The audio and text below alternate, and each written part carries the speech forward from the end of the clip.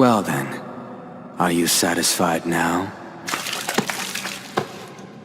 What is it? What is my name?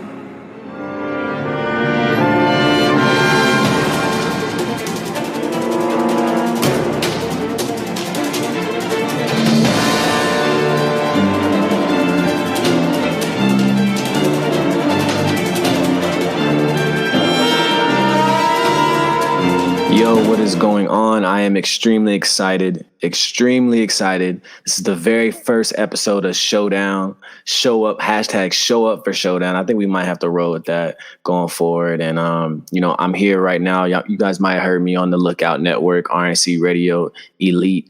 A little bit all over the place. I have a few podcasts, you know what I'm saying? But we're not even going to talk about that because right now we are really here to talk about Showdown and what this podcast is going to be about going forward. I am here with one of my best friends.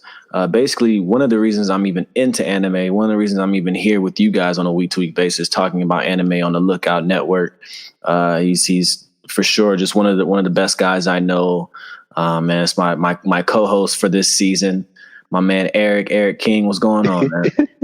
Man, I could cry right now. Such an intro right there, man. Man, I'd like to introduce myself to y'all. My name is Erik King. I have very many aliases: Erik, E King, E Dub, the Gouda.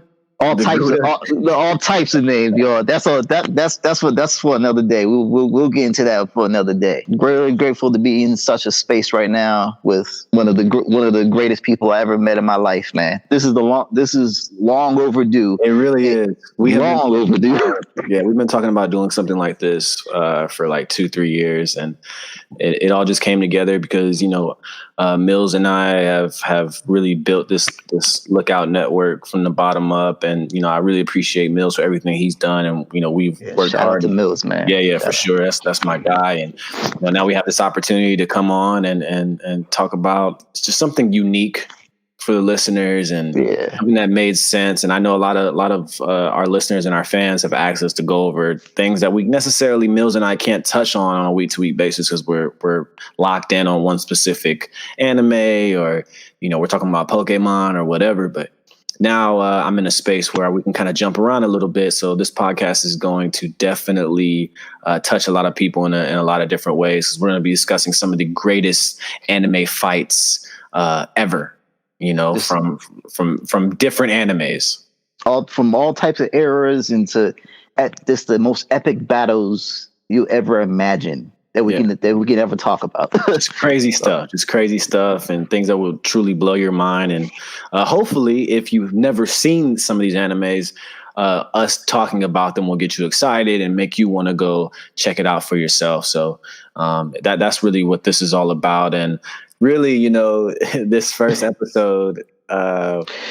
Man, before you even say anything, I want to let the fans know this. This fight is the main reason why this man is in anime alone. This has been bottled up inside of him for at least a good 3 to 4 years. Yes. As long as I got him into anime, this is the one fight I didn't even get into it until he brought me into the fight. I'm so happy that we're finally about to talk about this fight. And it is definitely a special place in my heart. It's Ant King versus the Chairman. Yeah, it's an amazing story how it all plays out, and we're definitely going to give you guys the rundown. We're gonna make it a fun experience. So indeed. So Erik, man, let's start with something because I'm a hunter like aficionado. You feel me? Like it's everything for me. I got the tats, which I'm not gonna get into the tattoos right now, but Erik knows that like some of you guys who probably know me personally or seen pictures of me or whatever. I got Kamugi and Meruem tatted on me. Because how beautiful this story was and this arc was, but I'm not gonna get too deep into the arc because it is emotional. This, right, it is. This specific part of the anime is extremely violent. I think the dialogue is absolutely perfect. And I'm basically going to give you guys an early look on how we even got to this point, so you guys can feel like you've been there before. You know what I mean? So we got to start all the way. Why? Who is Meruem? Right? I mean, the Ant King, right? Yeah, that man. The moment I saw him, I knew this dude was about action. Just instant. About it.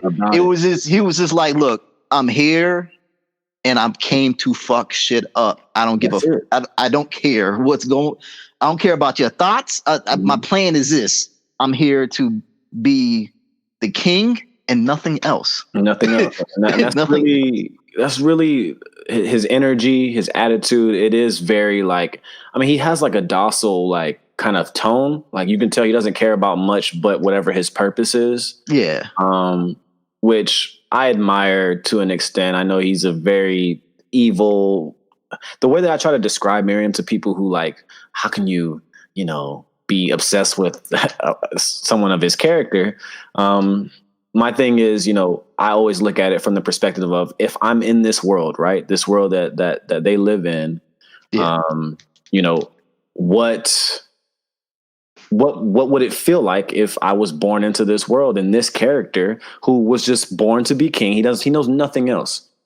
He only knows what he was programmed and born to be. So to somebody looking on the outside in, obviously he's fairly evil and murderous and all the just because nature made you this man doesn't mean if you're going to be in that world and be born to that height, to that level, you would understand why he moves the way he moves. Exactly. I know if you're just looking at him and you're like, man, visually, he's got the green purple pattern, some ode to Perfect Cell. I mean, I'm sure everyone knows that the tail with the needle point at the end. He doesn't quite use it like Perfect Cell. Shit, but I gotta keep it real.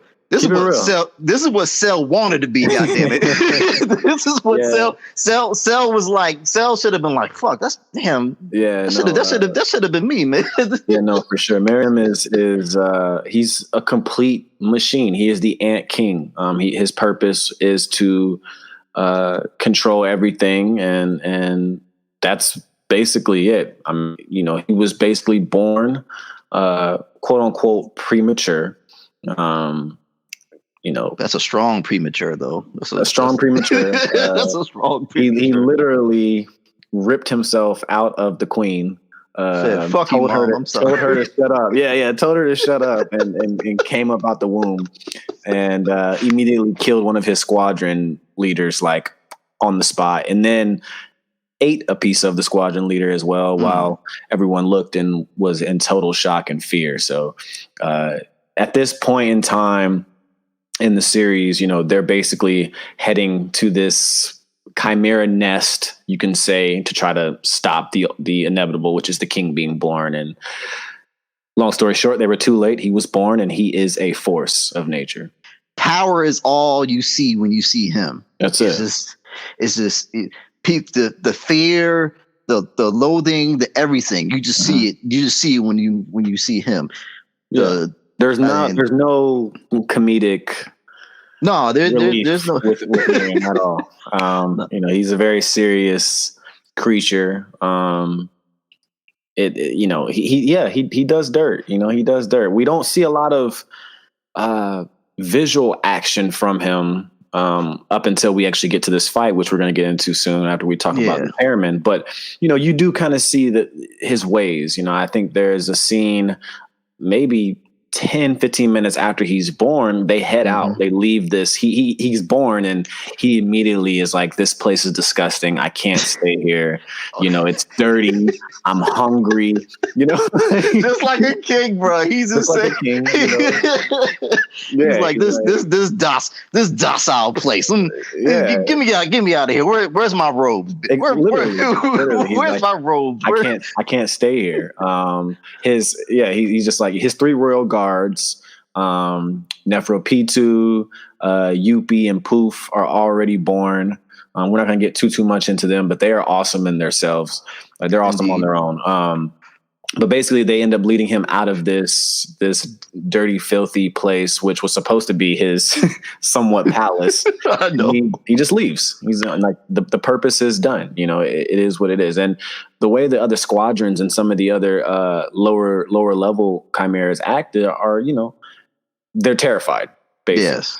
They as they should think, be. Yeah, they think he's just the devil. He has no remorse for anything.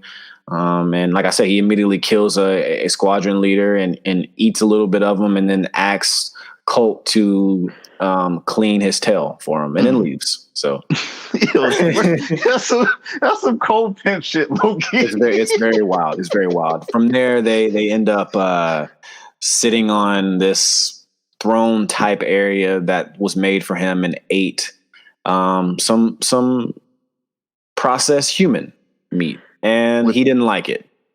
He didn't like it. He was like, "This is disgusting." He just knew the moment after he ate that, he just knew there was the type of humans he was eating. They were just whatever life they were living before. He tasted it, man. He tasted it, and he was like, "This is not it. Like, this is not it. Get this out of here." He tells Pitu like, "Yo, this is disgusting." Like, I don't know. And then I think she says something on the lines of like, "Hey, I know where we can get something a little better for you, and you may like this." And they leave.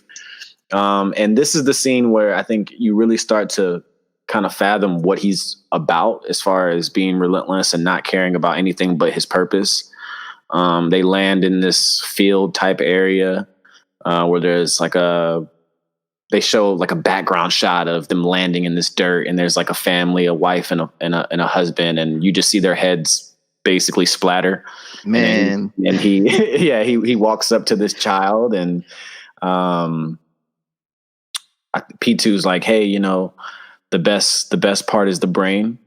So try not to knock their heads off. Yeah. try not to knock this little girl's head off, because the best part is the brain." Man. And then he's like, "Oh, like this?" And obviously they don't show it, but I'm assuming he stabs this child and then proceeds to eat the brain. And he stands up. He's like, "All right, that wasn't bad." I like that. That was cool. That he said, "Oh, that cleansed my palate. What's next?" Yeah. This tastes wonderful. This is good. He actually smacks P2 in this scene too, like for talking out of line, and he was like, he says some of some cold pimp shit in general, dog. I'm like, he was like, I meant to kill you when I did that, but you're still here, so you earn my respect. You earn my respect. God damn. I mean, honestly, it's unreal. His attitude is unreal. It is absolutely worth checking out. It is. I mean, he's very just the most evil newborn I ever met. I ever seen in any media. Like he only knows what he knows. He only knows what he knows. And Meruem, man. From there, again, you don't see a lot of action. They definitely know what they're doing. They're saving it up. They're making sure that you guys don't get too much of what he's all about. Visually, like I said, he's shorter a little bit. He has the shell type helmet. The light green, purple palette is just absolutely it's perfect. Yeah. For me, the design is just genius. He has different qualities that makes him stand out from other Chimera Ants. Obviously, he's the king, so he's obviously meant to stand out. So yeah, but I want to move on from Meruem as much as I want to continue to talk about him, because we got to talk about the chairman. All right. My guy. Yeah. All right. My fucking guy. Oh, man. All right. I don't even know if I want to continue doing this anymore. I've had enough already. Like, we're about to get into the fight very soon and get everyone excited about it. So, but man, let's talk about the chairman. So we first see him, first arc, right? I mean, we're at that point. We meet him. We meet him on the air balloon. I think he comes down to help a little bit with one of the exams, because one of the examiners was just being super extra. He had to come down and handle some business. And even at that point, we're just seeing a visual of him. There's not much to him, but you can tell. You can tell. This guy is. Just the moment you look at him, like, I hate to I try not to be cliche with it, but you can tell, like, you look at him, you're like, damn, this is Master Roshi levels right here. Anytime you see like an old dude, like who's just some type of president or chairman or leader, you already know he has like this untapped power that you're just gonna have to wait to see what it is. Yeah. Exactly. We gotta wait a good season or two until we see him in full action. You really don't see anything. Getting into his design, like I said, he's a little older, extremely OP. Both these characters that we're talking about in this fight are extremely OP. The chairman, we see a little bit of action. We kind of see how strong he is. Gon and Killua play a game with him to try to catch a ball from him, and he's going to keep the ball in one hand the entire time. And you get a little taste of how skillful he is, even though he's older. All he's doing is showing his agility. He's not even showing strength. Yeah, finesse, agility. He's not hitting back. It's really just about speed and being able to maneuver around two young, bright talents who are extremely fast and talented on their own. And you get to see him a little bit move around. And, it's just so crazy that you knew how serious Meruem and the Chimera Ants were because the chairman was brought on to get this thing going. And he most of the time we ever see him or hear from him, it's just, little clips of him on the phone and chilling. He's just, he's doing his paperwork. That's usually what he does. Yeah, he's the chairman. So for them to call him up, it's a problem. It's a worldly problem. It's a worldly problem. Absolutely. Like either it's either new, like extinction level. It has to be up to like almost extinction levels. Yeah, no, we're talking about. Yeah, we're talking about, if the king is born, that there is a true, there's a true threat to the entire world. Yeah.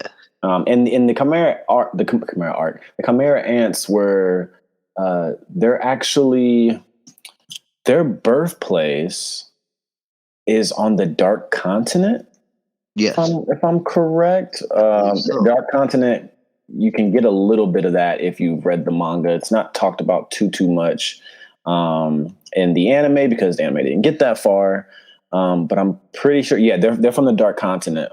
Which again, if you've experienced anything within the manga, you'll know a little bit about it. But let's pray that the anime comes back at some point in time. You already know how I feel. I'm tired of hiatus, man. I'm tired of seeing that hashtag. It just needs to be. It just needs to be done, man. Yeah, hopefully it'll happen. But like I said, they are a major threat to society.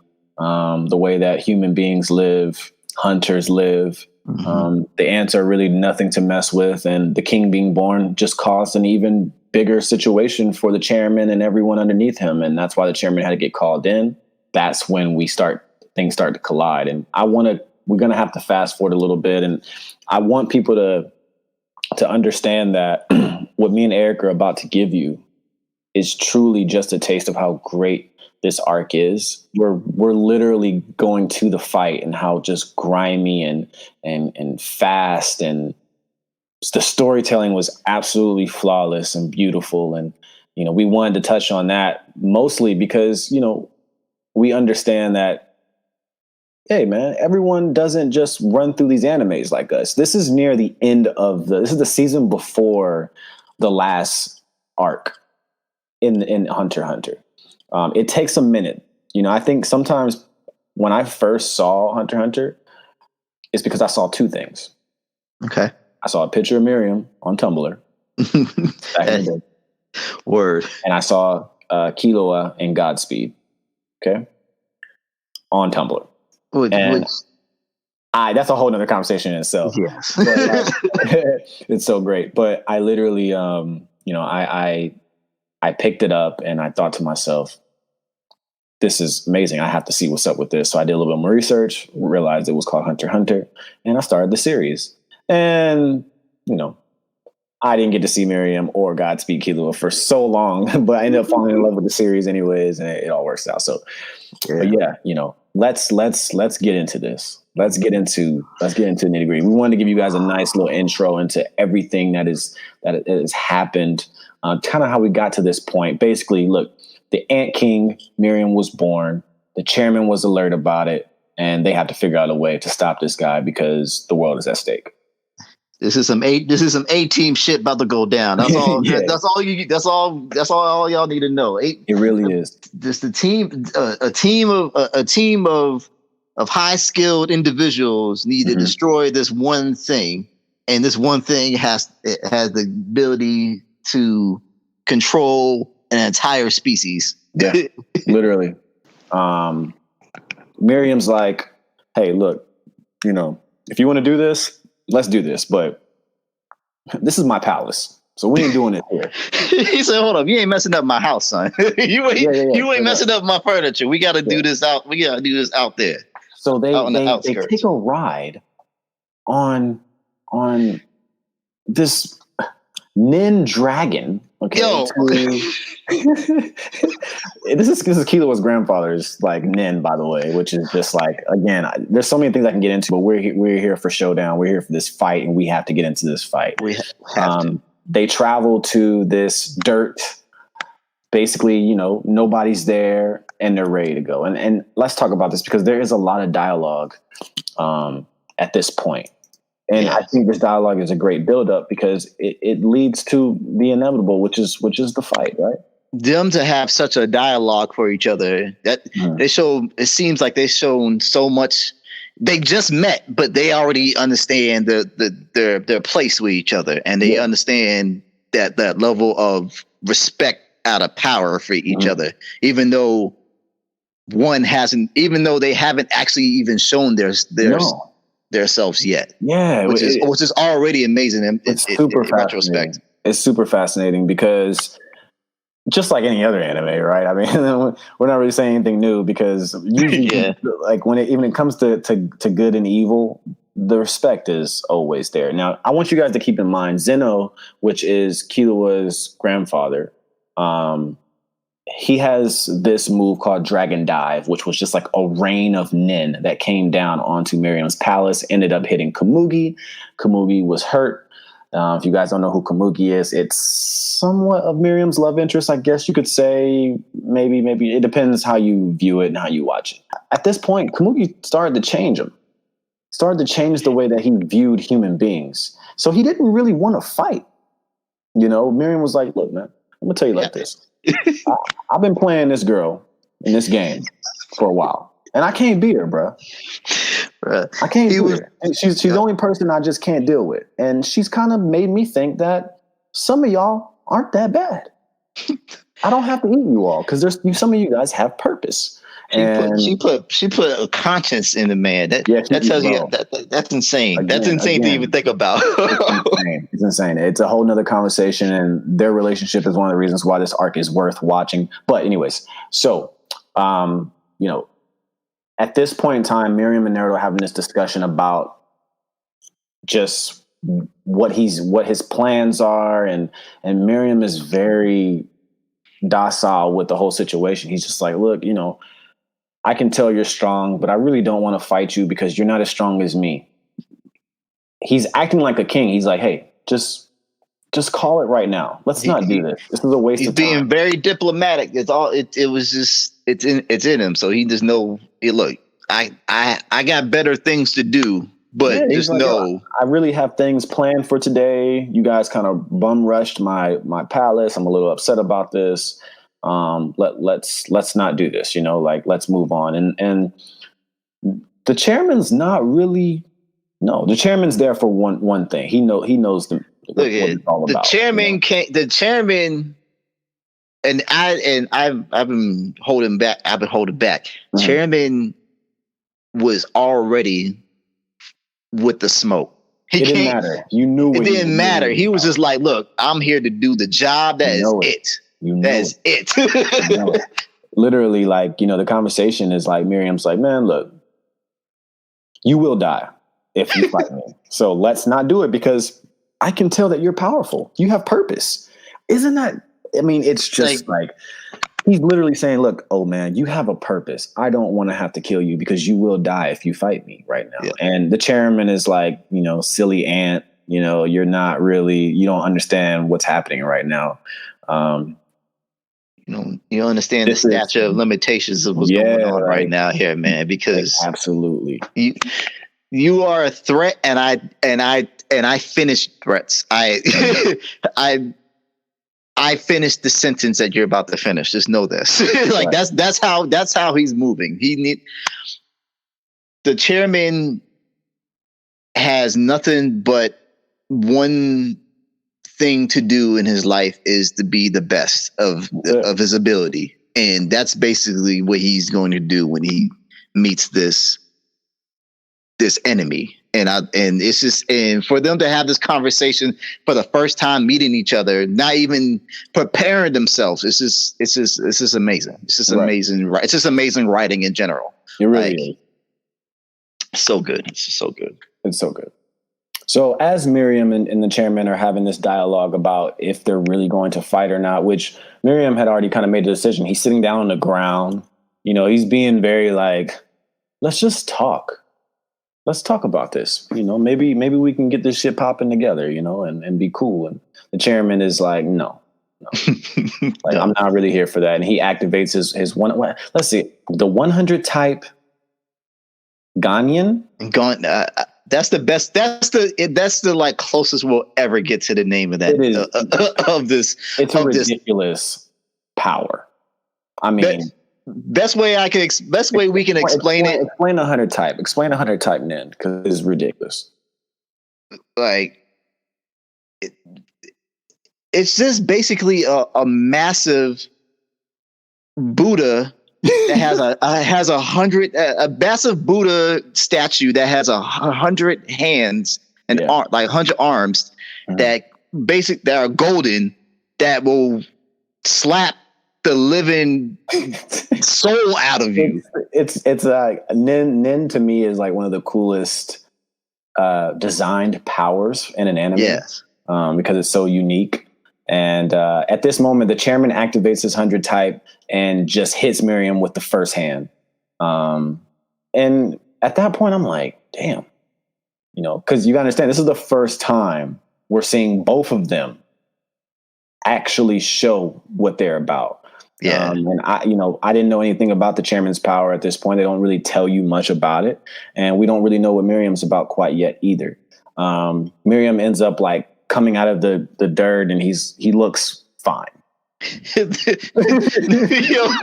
yo, he just doesn't even wipe the dust off his shoulder. He sits right back down. He says, "All right, you can keep doing that again. Let's just. I'm waiting for you to talk. Hit me again. Let's keep talking." Yeah. I think at this point the chairman hits him with the third hand. The third hand. I swear I used to do that to my little cousins when I was younger. Come on, man. Let's keep it. Let's also let the listeners know, like, the chairman is only moving his hands. Like, and that's insane to even think about that. All he's doing is by the power of prayer. By the power of prayer. Power of prayer, dog. He's beating the shit out of Meruem. So we think. Yeah, exactly. So we think at first, because after that third hand hit, I mean, he Meruem again sits back down. he has no interest in this. He's like, look, man, that didn't really hurt. And he's like, I don't really want to kill you. Like, I don't want to do this. Like, man, I just want to talk this out so I can go back to playing my game with my girl. That is all I want to do right now, to be honest. That's all I want to do. I don't know what you can do what you want, but I just want to go back home and just chill. That's all I want to do. That's really what Meruem is thinking about. Netero ends up activating the 99th hand, which is really, I think, what ticked Meruem off a little bit. It seemed like I would be upset too, yo. I got 99 hands, 99 hands that are the size of buildings smacking me in my face. All the way. He's getting tossed around. Meruem states like, "Hey, I'm not really taking much damage from this, but it's annoying. Like it's annoying him. It's very irritating. It's irritating him. There's debris everywhere. Miriam's getting slammed into pillars, into the ground. It's madness. It's madness. It's straight. It's complete madness. It's just all you can see is other carnage, just in this vast valley. And just imagine just walking by seeing that shit. Just huge. I'm out of there, bro. I'm out of there. The craziest storytelling is in the midst of all this with the 100 type hand. You know, they end up breaking the ground underneath them and falling into a tomb, which was already not only that the tomb, like not to mention where they were fighting above first. I think I forgot to add that where they were fighting first was an actual test area for nukes. Yes. That's what blew my mind at first. Was that they were at a nuclear test area. Like that is insane. Very important to remember. And then for them for the chairman to beat him down into a tomb. Oh man, it's just something else. Absolutely something else. Excuse me, absolutely something else. At this point, Meruem is getting hit with these hands left and right. I mean, he can't really get a hit in. At that point, he's starting to use his genius quality, which is where you really see how OP he is. And keep in mind, he's not taking much damage. He's really not taking much damage. It's very light. Meruem actually even said to himself, he's like, I can keep this up for as long as I need to. Eventually, I will find that spot where I can attack him. Because keep in mind, guys, the chairman is not moving. He's moving his arms. That's all he's doing. That's it. He's moving his arms to keep track of the 100 hands. But that's it. Meruem is dodging, getting slapped here, getting slapped. It's to the point where he's letting himself get hit. So he can figure out find that weakness. Exactly. I mean, come on. Come on. I got chills just thinking about this shit, man. Do you want to talk about the moment? Okay, so look. For them, Meruem ends up taking close to about 1,000 blows. And Meruem, he kind of says, he's like, I'm starting to feel a little bit of pain.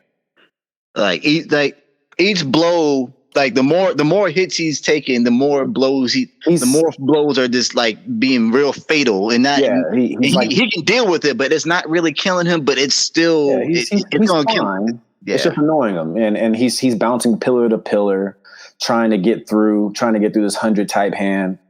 And they show this beautiful scene where it's like a little pin needle. It's like a needle, and then you just see like 1,000 million other needles around. And he finds that one point. He gets through the hand, and he literally just swipes at the chairman's leg. Caught my boy slipping, man. He caught him slipping. Leg goes flying. There's a piece of meat just slap on the floor.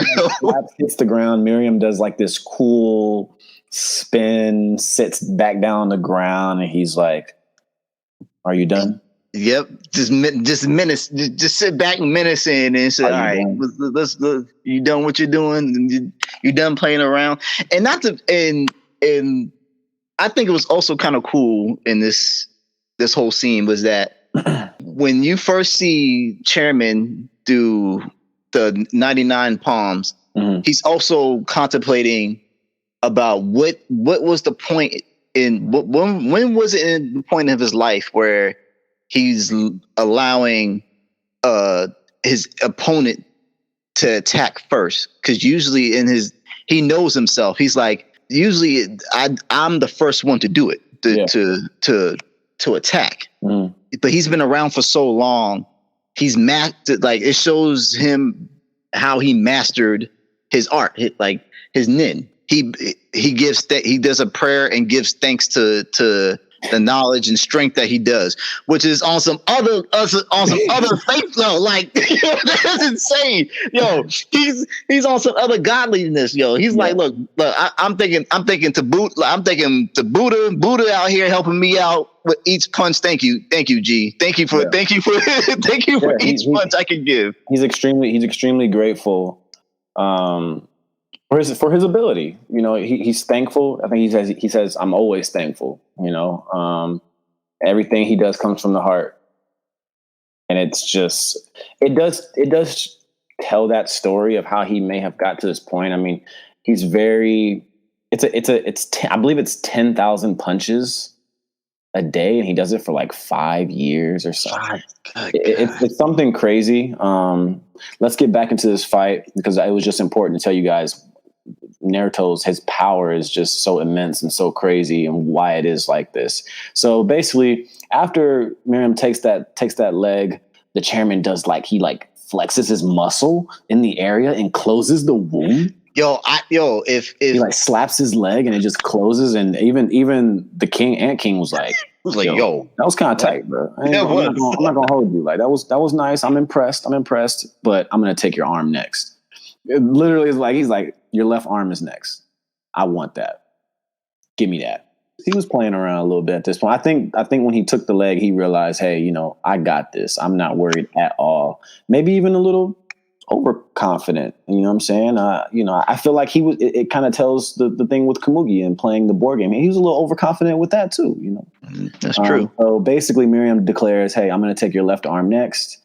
And literally about a minute later, the chairman is going on with his 100-type assault, and Meruem finds another point, and he takes it. And amount of time this is all happening is like you think it might be going through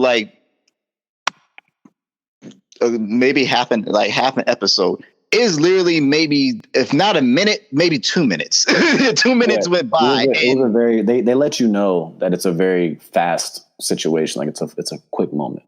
Like a lot of energy and a lot of power is going down at the same time. Like right. So the chairman at this point, he's like, my back is against the wall. This may be it for me. And we're at this point, it's time for zero hand. He says something along the lines, which is just he smiles at the Ant King, and he's like, "You think you need arms to pray?" When he's oh my god, he activates zero hand, which is the chairman's ultimate attack, and it is imagine like the Kamehameha wave, but coming out of a mouth times 100. I'll say, I think the best way I could explain is this. Not only were you fight, like imagine a huge statue that comes up from behind you.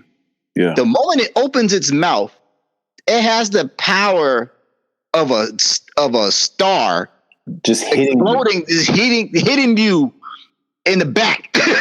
Like an exploding star is hitting you from behind, and you can't do anything about it. You can't do nothing about it. It's too immense. It's too powerful. It's huge.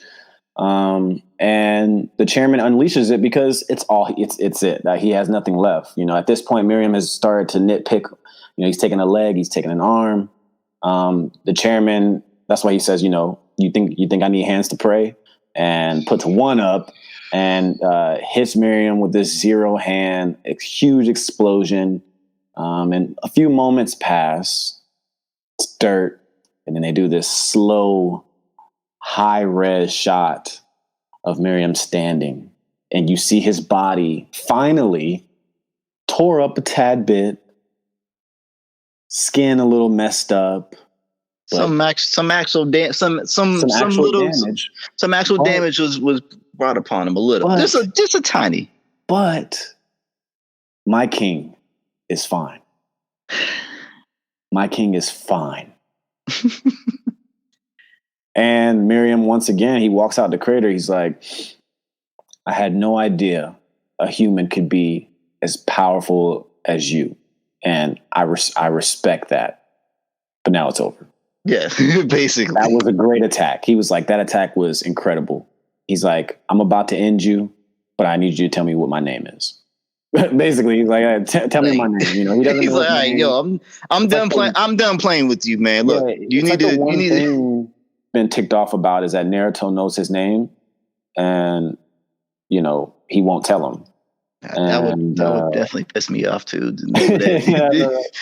Meruem was only born like 15 days ago. You know what I'm saying? So like, he's like, wait, I've been walking around here without no name, and you actually know the answer to this? No, I'm whooping your ass. Fuck this. basically, right. And let's move over to that gruesome, nasty shot of the chairman. I mean, oh my God. The zero hand took everything out of him. Everything. It took all the essence out of this man.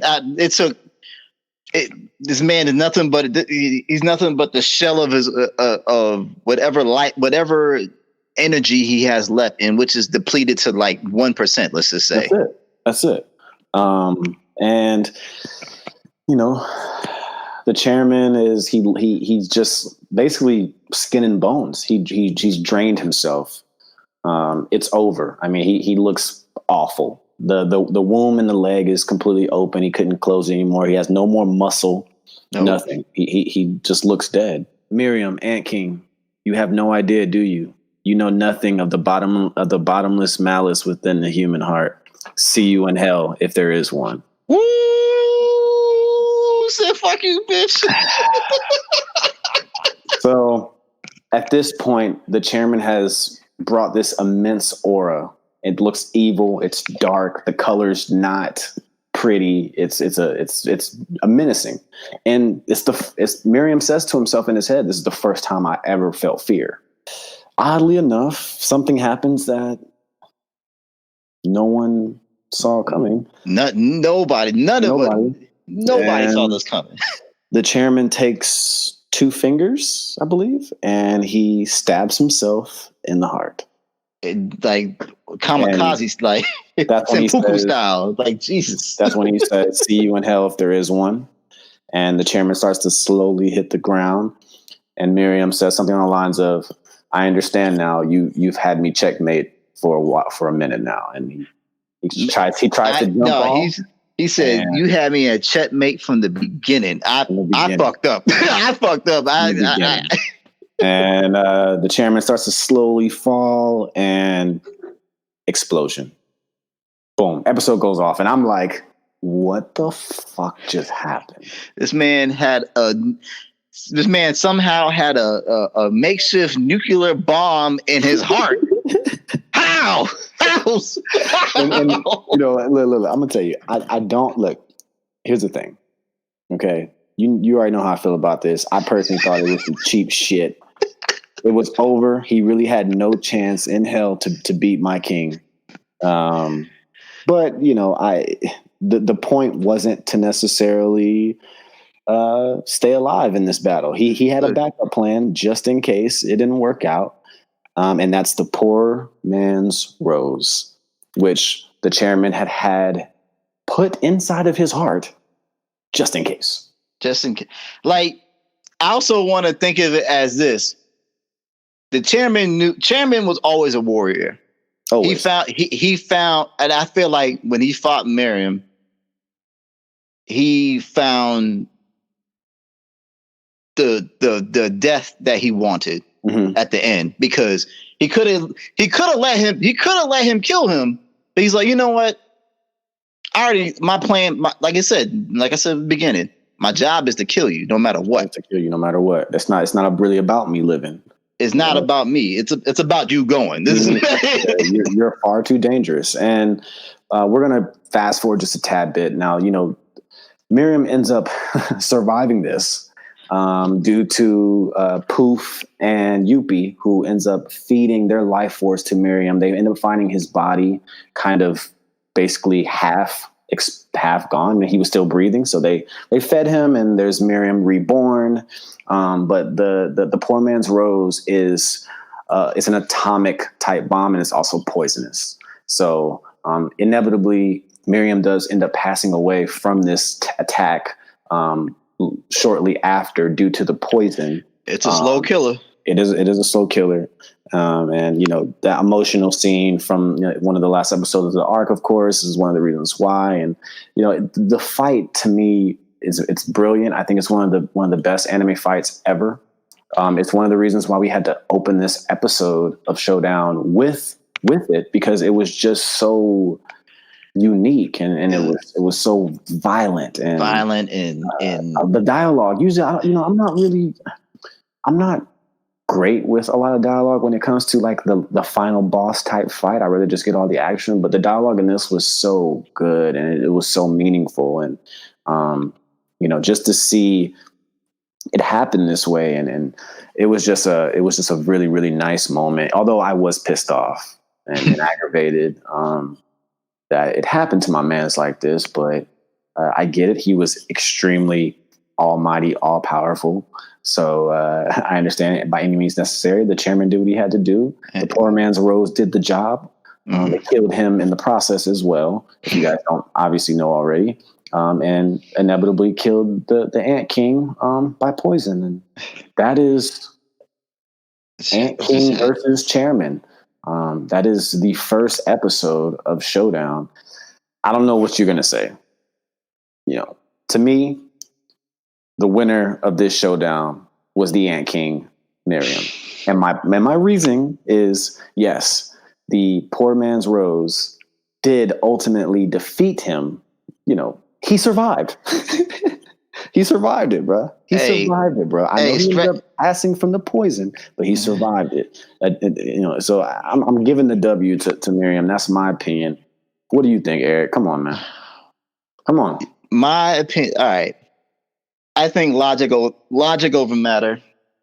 Yes, Meruem did survive that, but it's the long game, baby. Netero had to come in. He's like, look, man, I know if I don't got the fist for it, this shit gonna help him. This is gonna end them for sure. And my job will be done. I can go to hell or heaven and just be chilling and see him down there just dealing with it. Here's what I'll give points to the chairman for, okay? That poison ended up affecting 2 of the royal guards and killing them as well. Exactly. So I mean, I respect the game. Thank you guys so much for listening to this fight. I hope you enjoyed it. I hope this makes you want to go watch Hunter x Hunter in full, or at least check out the Chimera arc. It is absolutely amazing. It's beautiful. I cried. The fight is amazing. It's one of the best fights. This is the first episode of Showdown. Show up at Showdown. Make sure you guys come in for next week. Next week, what we got, man? What we got next week, Erik? I don't think nobody. It's on a bunch of people's lists of great fights, but I don't think anybody really talked about it in full detail yet. Yeah, but we're going to. We have to. Who we got? It's Father versus Edward from Full Metal Alchemist. Brotherhood. Yes, sir.